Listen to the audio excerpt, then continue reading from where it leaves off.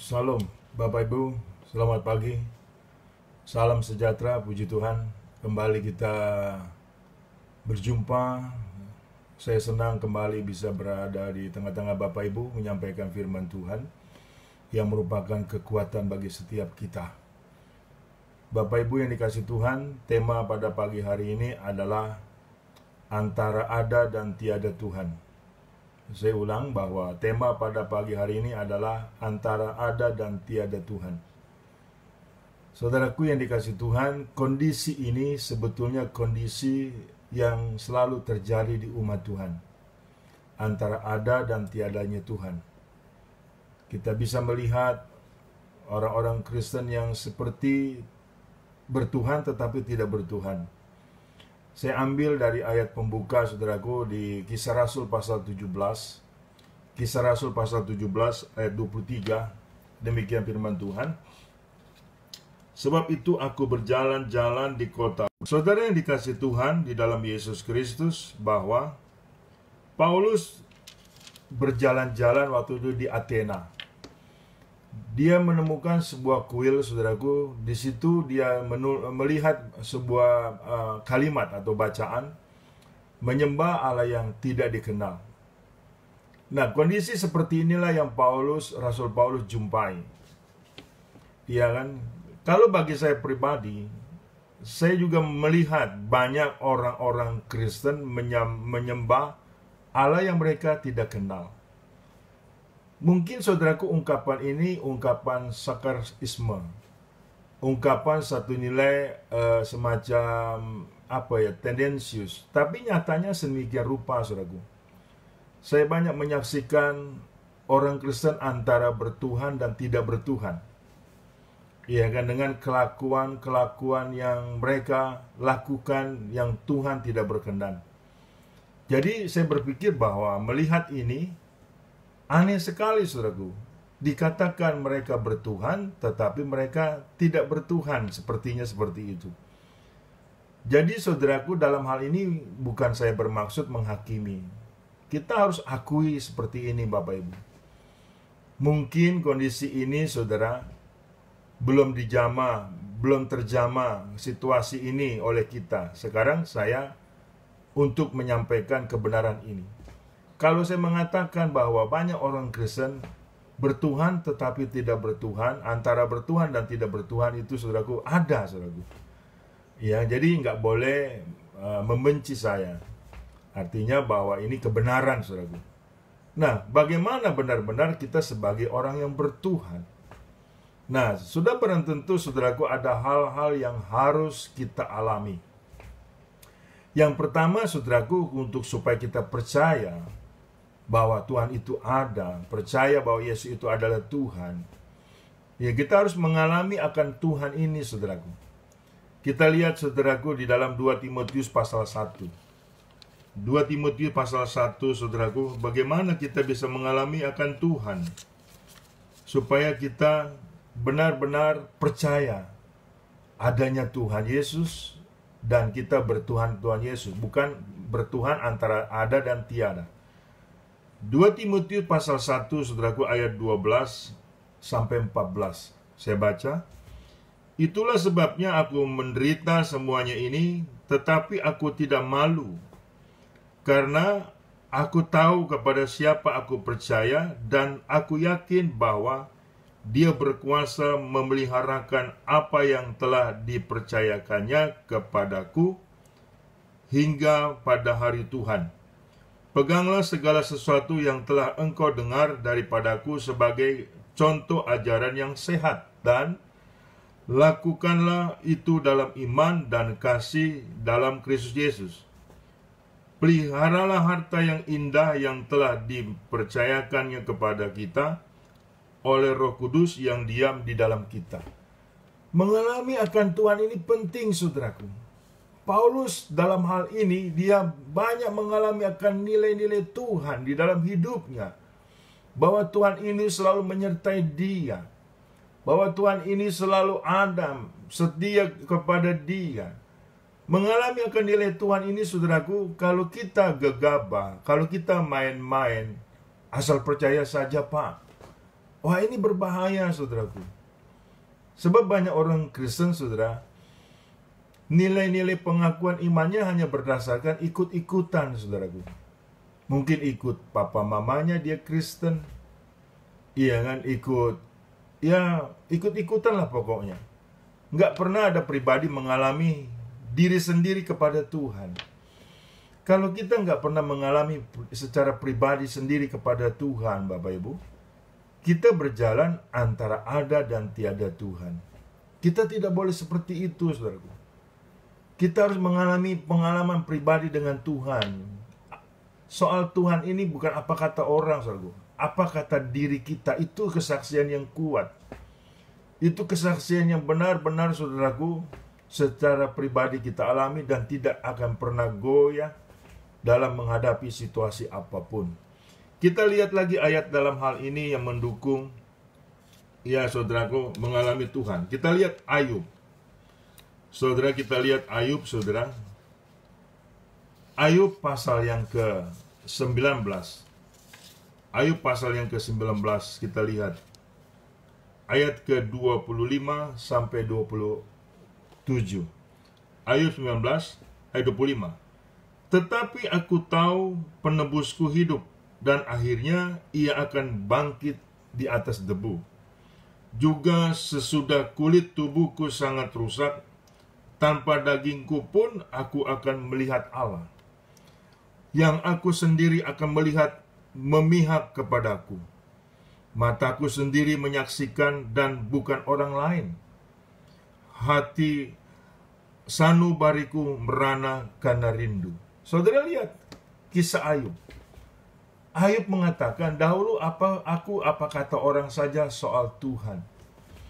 Pada saat dia menderita, saudaraku, dia melihat sendiri akan pertolongan Tuhan. Mataku sendiri menyaksikan dan aku sendiri mengalami kesetiaan Tuhan menolong aku, walaupun aku dalam hal ini kesakitan.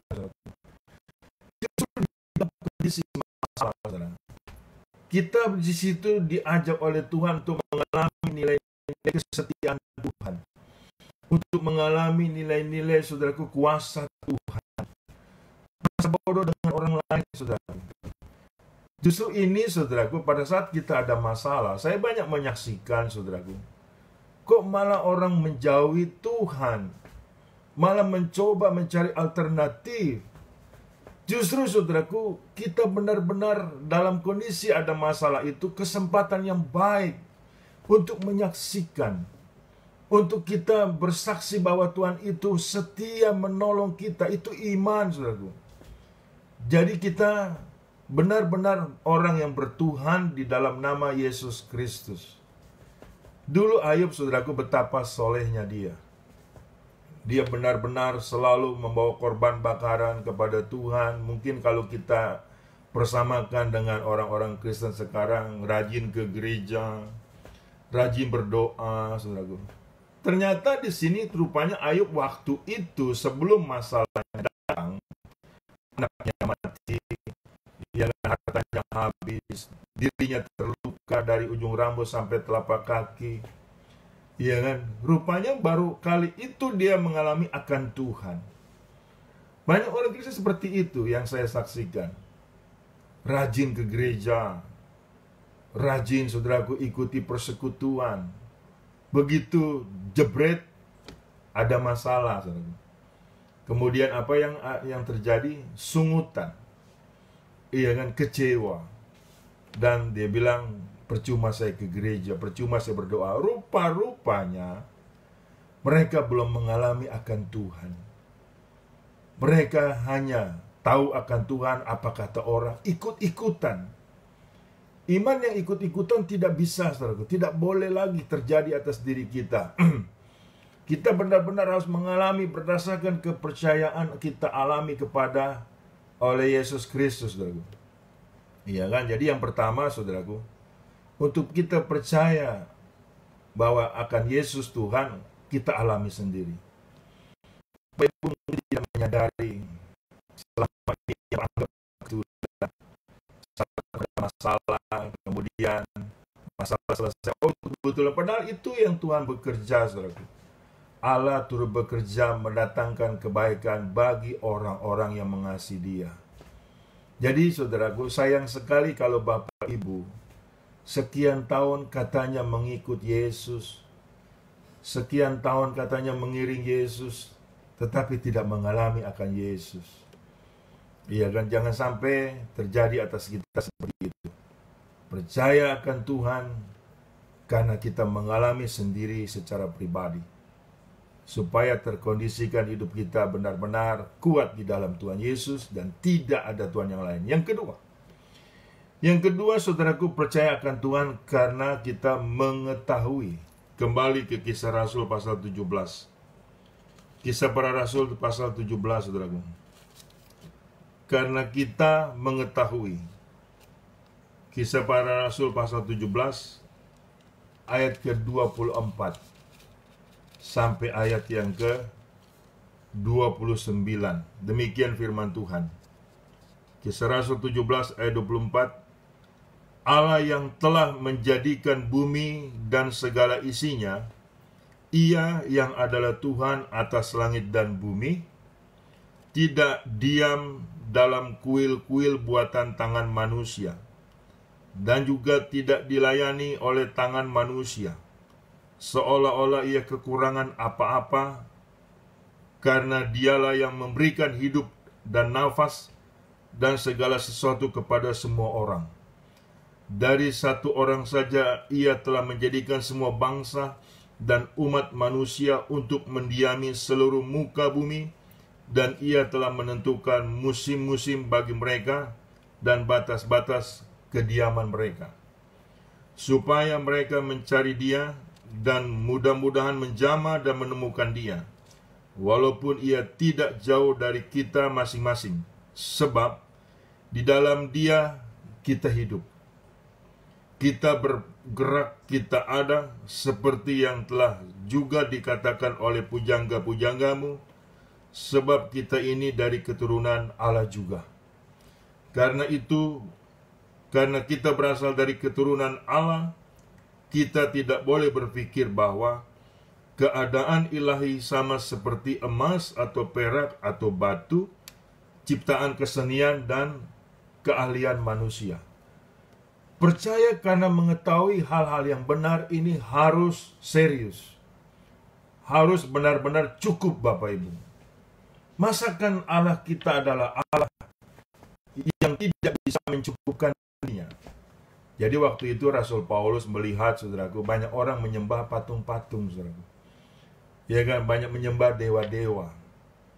Dan dari sini juga dia melihat, saudaraku, manusia yang sempurna kok menyembah hal yang mati.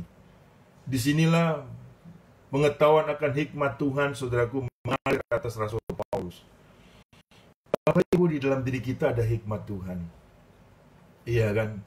Ada nilai-nilai yang luar biasa. Pada saat ada hikmat Tuhan, kita akan mengalahkan hikmat orang yang berhikmat. Ya, mengetahui akan nilai Tuhan itu harus cukup, saudaraku. Jangan sampai kita dibodohi atau kita disesatkan. Banyak orang Kristen masih juga percaya akan berhala, akan yang Tuhan tidak yang hidup.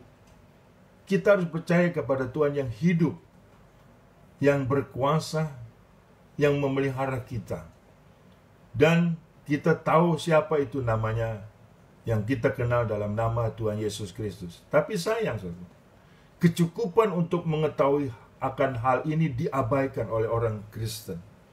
Hanya semata-mata untuk menuruti hawa nafsunya. Sehingga akhirnya digiring oleh nilai-nilai kesesatan yang menyembah yang bukan Tuhan, yang menyembah Allah yang mati, yang menyembah yang bukan Allah. Sangat bodoh sekali, saudaraku, dalam hal ini kalau itu kita lakukan. Kita menyembah Dia dalam roh dan kebenaran, saudara. Dengan demikian, dari satu orang saja, saudaraku, Hawa dan Adam, kemudian banyak bangsa-bangsa. Itu Allah kita, saudara. Iya, makanya pengetahuan ini, saudara, kalau engkau tidak ada, minta. Jika engkau kekurangan hikmat, minta yang kepada yang punya hikmat. Jangan sampai kita dimasuki nilai-nilai kebodohan berhala, saudara. Menyembah yang punya kaki tapi tidak bisa berjalan, yang punya mata tidak bisa melihat, yang punya tangan tetapi tidak bisa bergerak. Kita punya Allah adalah Allah yang maha kuasa. Jangan kita menghina dan mengecewakan Yesus Tuhan, yang adalah Allah semesta alam, pencipta langit dan bumi. Percaya akan nilai mengetahui akan Tuhan ini penting, saudaraku. Di samping kita mengalami, kita juga mengetahui kepada siapa kita menyembah, kepada siapa kita untuk berlindung, kepada siapa kita untuk meminta, memohon. Sudah benar tentu kepada Tuhan Yesus Kristus. Haleluya. Terpujilah nama Tuhan. Yang ketiga, saudaraku. Yang ketiga, saudaraku, percaya karena kita menggumuli. Yang pertama adalah Matius 6 ayat 33. Carilah lebih dahulu kerajaan Allah dan kebenarannya. Menggumuli nilai-nilai Tuhan ini penting, saudaraku, untuk kita menjadi percaya. Kalau kita tidak mencari terus kebenaran yang terus untuk kita gali, nanti ada kebenaran yang bukan kebenaran yang akan kita dapat. Jadi fokus kita adalah mencari kebenaran, mencari kerajaan Allah dan kebenarannya. Terus, saudaraku, ada di situ. Dan pada saat kita ada masalah, ada persoalan, yang kita cari adalah kebenaran Tuhan, bukan kebenaran manusia. Banyak orang Kristen berperkara, kemudian dijawab dengan kebenaran manusia. Akhirnya terkutuk orang menyembah, mengandalkan Tuhan, mengandalkan yang bukan Tuhan, yang hatinya jauh daripada Tuhan, mengandalkan manusia. Tidak bisa, kita harus mencari kebenaran. Yang setelah kita lihat Ibrani pasal 11. Ibrani pasal 11. Kita harus menggumuli akan Tuhan. Ibrani pasal 11, saudara, ayat ke-6. Demikian firman Tuhan. Ibrani pasal 11 ayat ke-6.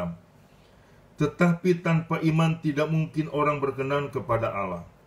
Sebab barang siapa berpaling kepada Allah, ia harus percaya bahwa Allah ada, dan bahwa Allah memberikan upah kepada orang yang sungguh-sungguh mencari Dia. Jikalau kita mencari Tuhan, saudaraku, kita akan menjumpai akan hal itu. Iya kan? Tetapi kalau kita abaikan ini, kita mencari manusia, mencari yang bukan Tuhan, kita akan tersesat. Ini malapetaka, saudaraku. Jadi jangan sampai kita ditipu oleh iblis yang menyamar sebagai malaikat terang. Makanya dalam setiap masalah persoalan yang kita ada, yang kita punya, saudaraku, benar-benar harus kita tahu apa maksud Tuhan. Dan di situ pasti ada jawaban Tuhan. Iya kan? Satu ayat lagi mengenai hal ini, saudaraku, di Yesaya 55. Yesaya 55 ayat ke-6. Yesaya 55 ayat ke-6 dan ke-7. Carilah Tuhan selama ia berkenan ditemui, berserulah kepadanya selama ia dekat.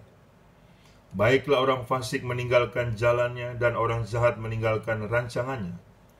Baiklah ia kembali kepada Tuhan, maka Dia akan mengasihaninya, dan kepada Allah kita, sebab Ia memberi pengampunan dengan limpahnya. Puji Tuhan. Bagaimana, saudaraku, caranya mencari kerajaan Allah?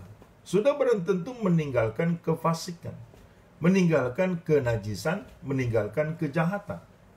Dengan demikian kita akan jumpa kebenaran, saudara. Iya kan? Tapi kalau kita tidak meninggalkan kefasikan, tidak meninggalkan kejahatan, tidak meninggalkan kenajisan, kita tidak pernah akan jumpa Tuhan. Yang kita akan jumpai adalah setan. Ini penting, saudara. Tuhan ingin kita datang kepada Dia dengan sungguh-sungguh, hidup dalam pertobatan. Bergumul akan Tuhan, saudaraku, ini sangat penting agar kita percaya bahwa kita benar-benar bergaul erat dengan Tuhan. Ya, bergaul erat dengan Tuhan. Alkitab mengatakan Elia itu sebetulnya manusia biasa. Di Yakobus pasal 5 itu dikatakan Elia itu manusia biasa.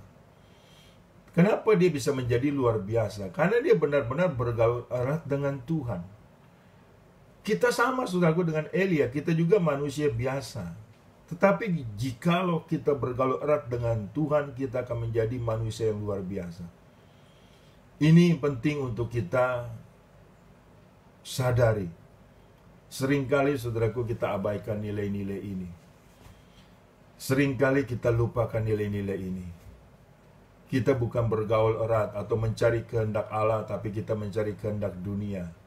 Ke gereja pun ke gereja. Kita sibuk mencari berkat melulu, saudaraku. Mencari materi, saudaraku. Nggak pernah ada cukupnya. Perlu Bapak Ibu tahu pada saat kita mati, itu tidak dibawa, saudaraku. Dia akan kumpulkanlah harta di surga, ngengat dan karat tidak ada di sana. Ini penting untuk kita menyadari, saudaraku, bahwa kita mencari kerajaan Allah dan kebenaran itu sangat amat penting. Jadi dalam hal ini jangan berhenti. Jangan puas bahwa saya sudah dibaptis. Jangan puas bahwa saya sudah ibadah. Jangan puas bahwa saya sudah berdoa. Terus kita harus hidup, bergerak, melakukan segala sesuatunya adalah demi untuk Tuhan, demi kebenaran Tuhan. Dan kegerakan ini harus terus menggerakkan hidup kita sampai kita selesai menjadi manusia. Itulah mencari kerajaan Allah dan kebenarannya. Kita gali terus kebenaran-kebenaran Tuhan, saudaraku. Terus dalam hidup kita, setiap persoalan kita di situ ada kebenaran Tuhan. Sehingga akhirnya kita begitu polanya, saudara. Iya kan? Dan tidak lagi pernah menyalahkan Tuhan. Begitu ada masalah, di situ ada kebenaran Tuhan. Begitu ada penyakit, di situ ada kebenaran Tuhan. Begitu ada persoalan, di situ ada kebenaran Tuhan. Terus, jadi kita tahu kebenaran Tuhan bukan kebenaran yang palsu. Dalam Roma pasal 12 ayat 2 dikatakan, engkau harus mengetahui mana kehendak Allah, mana bukan. Sampai titik taraf itulah, saudaraku, kita terus cari. Sehingga sekali lagi saya ngomong, kita tidak pernah bisa ditipu oleh iblis yang menyamar sebagai malaikat terang. Kita tidak pernah ditipu, saudaraku. Iya kan? Yang ujung-ujungnya maut. Yang katanya kebenaran ternyata bukan kebenaran. Untuk kita percaya akan Tuhan itu ada, kita harus bergaul erat dengan Tuhan. Yang selanjutnya Bapak Ibu, yang keempat, kita harus percaya karena mengenali Tuhan, saudara.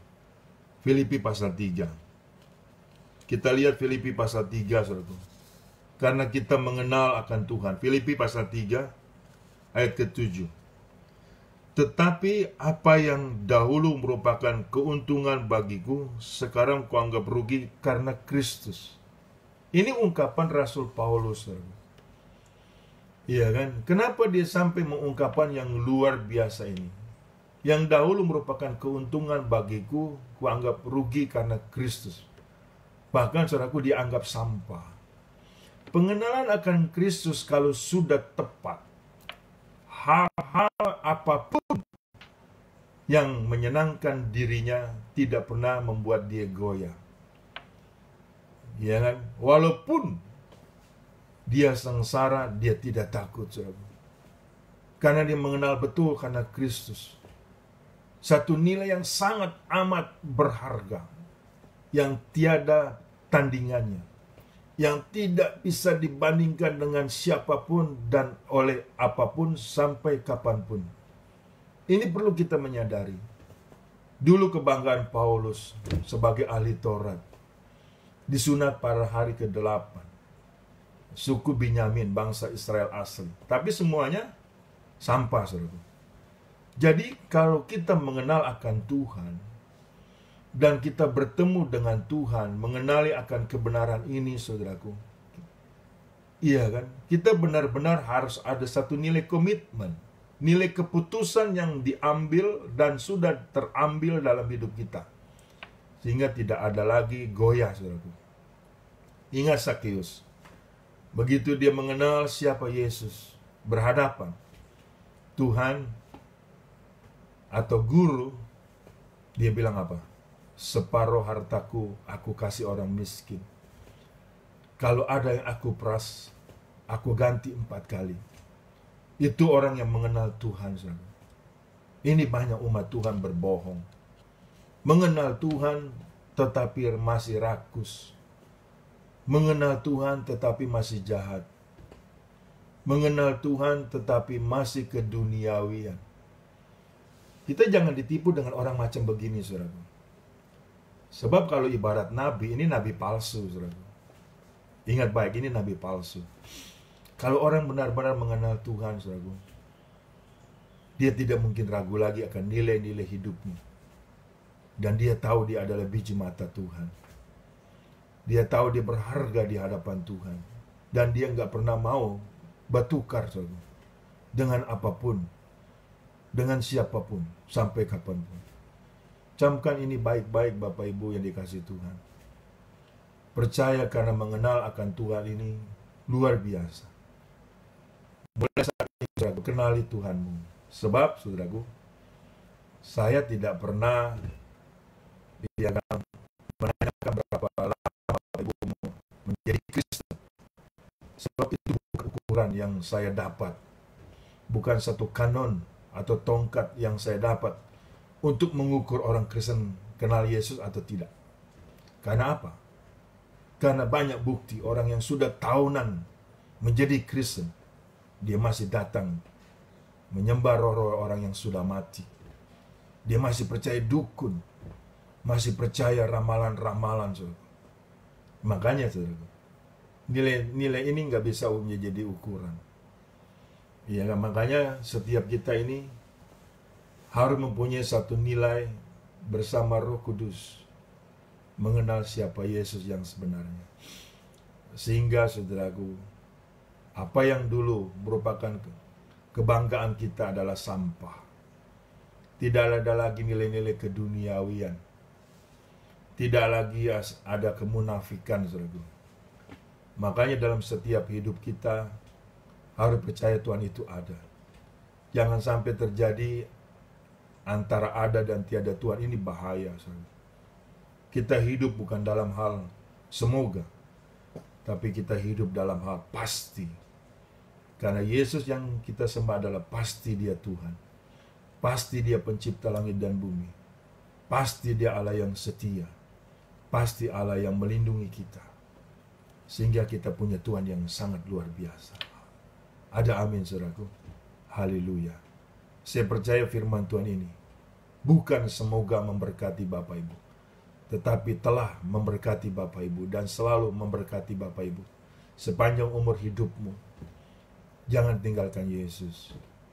Apapun masalahmu, seberat apapun persoalanmu, Yesus tidak pernah meninggalkan engkau.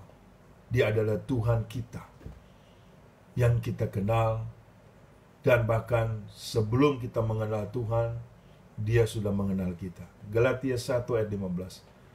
Ternyata dari perut kandungan ibuku, aku sudah mendapatkan anugerah. Itu yang dikatakan Paulus. Sama dengan kita, Bapak Ibu. Kita sudah diselamatkan dari perut kandungan ibu kita. Kita ada hari ini ada oleh karena kebaikan Tuhan.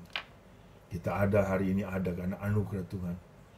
Kita ada hari ini ada karena kuasa Tuhan yang setia.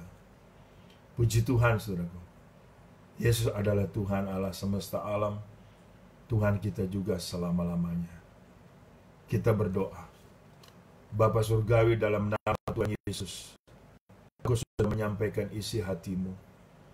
Engkau adalah Tuhan yang kami alami, yang kami kenal, yang benar-benar kami selalu bergumul dengan Engkau.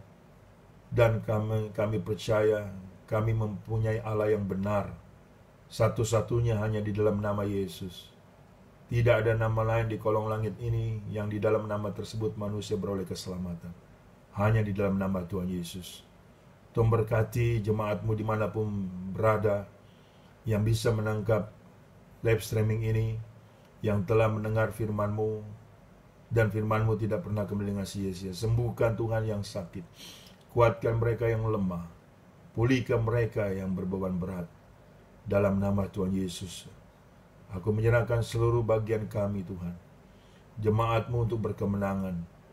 Roh dalam kami lebih besar daripada roh yang di dalam dunia ini. Dalam nama Yesus aku bersyukur. Haleluya. Amin. Bapak Ibu yang dikasih Tuhan, terimalah berkat dari Allah Bapa. Di dalam cinta kasih Tuhan kita Yesus Kristus, di dalam persekutuan dengan Roh Kudus-Nya yang selalu menyertai kita. Mulai dari saat ini sampai Maranatha. Tuhan kita datang kali yang kedua menjemput kita dalam kemuliaan-Nya. Dan kita pun layak menerima kemuliaan Tuhan dari kekal sampai kekal. Haleluya. Amin. Puji Tuhan. Tuhan Yesus memberkati kita semua dalam seumur hidup kita. Glory, haleluya.